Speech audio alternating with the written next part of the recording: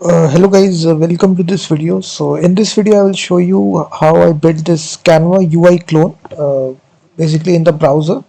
Canva is a very popular website. If you go to their editor, I just replicated the user interface like this. So this entirely runs in the browser. It is constructed, it's a static website web page, and you can actually see the sidebar of Canva where you actually have these elements. Then we actually have the set of images that we replicated, and then we have this plus icon to add a new image, and then we have this nice little canvas right here where you will actually draw something.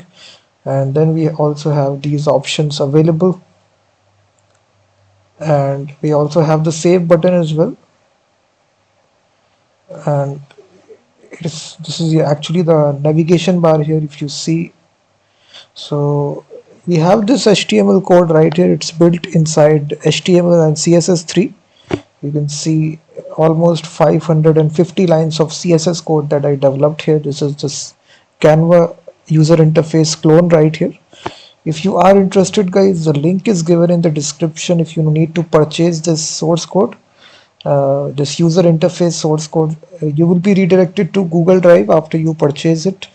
Just need to extract it, and this will be the directory structure, all the files which are there.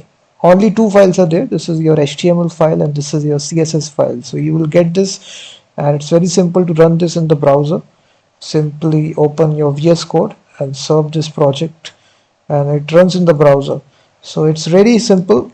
I built it from scratch. So if you're building some kind of an image editor similar to Canva, this design code will be pretty much very useful for you because you don't need to reinvent the wheel. You will get the CSS code right here, which will actually get you the styling that Canva occurs, the color schemes, the color navigation, the user interface that they use. So I basically built it for you. So if you are interested, the link is given in the description. You can go to my website procodestore.com and purchase the source code, and it will run in the browser, and it's a static website. So thank you very much. I just wanted to make a video on this. And also check out my website freemediatools.com, which contains thousands of tools regarding audio, video and image. And I will be seeing you in the next video.